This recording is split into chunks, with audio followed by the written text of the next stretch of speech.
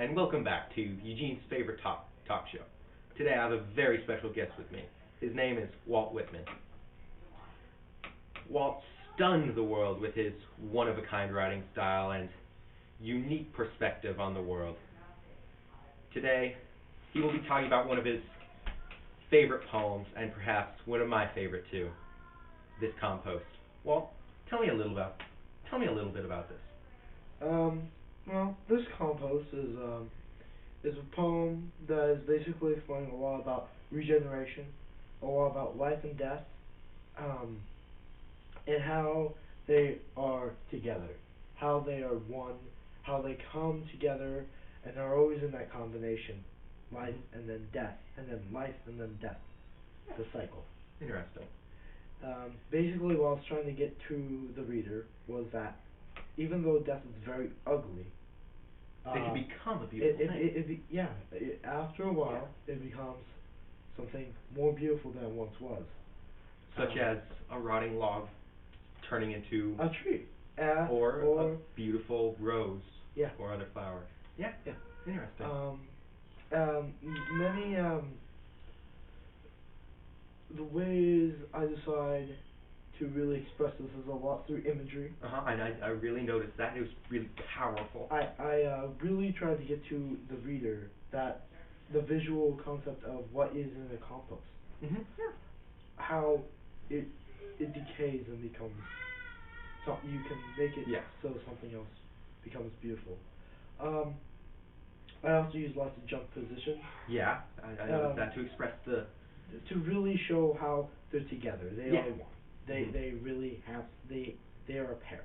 Mm-hmm. And finally, I really enjoyed, or not enjoyed, but I use a lot of repetition. Yeah. Repetition was really to get to the reader that it really was true that that it is, and I was trying to get it into their head. And I understand that you turn this into a film. Yes, I have. It's called The Compost. Would you mind showing us? Yes, part of yes, that? I would love to. Yes, Let's do it. Something startles me where I thought I was safest. I withdraw from the still woods I loved. I will not go now on the pastures to walk. I will not strip the clothes from my body to meet my lover the sea. I will not touch my flesh to the earth as to other flesh to renew me. Oh, how can it be that the ground does not sicken? How can you be alive, you growths of spring? How can you furnish health, you blood of herbs, roots, orchards, grain? Are they not continually putting distempered corpses within you? Is not every continent worked over and over with soured dead? Where have you disposed of their carcasses, whose drunkards and glutens of so many generations? Where have you drawn off all the foul liquid and meat? I do not see any of it upon you today, or perhaps I am deceived. I will run a furrow with my plow, I will press my spade through the sod, and turn it up underneath. I am sure I shall expose some of the foul meat. Behold this compost, behold it well.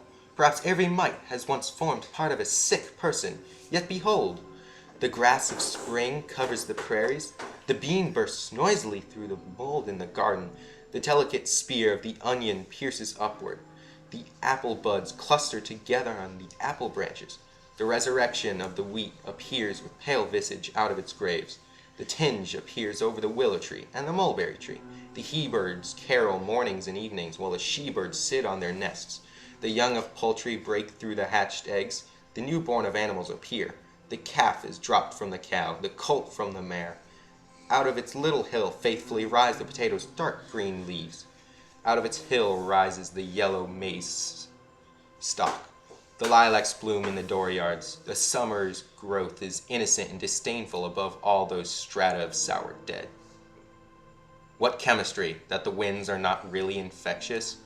That this is no cheat, this transparent green wash of the sea, which is so amorous after me? That it is safe to allow it to lick my naked body all over with its tongues? That it will not endanger me with the fevers that have deposited themselves in it? That all is clean forever and ever? That the cool drink from the well tastes so good? That blackberries are so flavorous and juicy? That the fruits of the apple orchards and of the orange orchards That melons, grapes, peaches, plums, will none of them poison me? That when I recline on the grass I do not catch any disease, though probably every spear of grass rises out of once was a catching disease. Now I am terrified at the earth. It is that this calm and patient, it grows such sweet things out of such corruptions. It turns harmless and stainless on its axis, with such endless successions of diseased corpses. It distills such exquisite winds out of such infused fetor. It renews with such unwitting look its prodigal and annual stumptuous crops.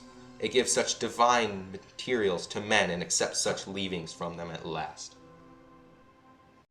Wow. All I have to say is wow. That was really powerful stuff. Thank you. It came from the heart. I really wanted to show how the tree or plant would go away, become ugly, and then come back again. Oh my, we're out of time. Oh. I'm sorry I have to cut you off here. Okay. I'll see ya. Thank you. Thank you very much for having me.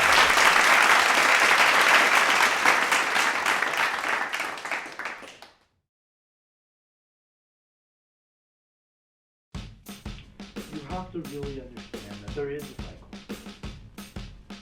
And because there's a cycle. Sorry, that's done. This just is not going to work. Okay. There we go. Just so you know, we could actually just take the first half of what we had and then just redo this one. I think we just should redo this.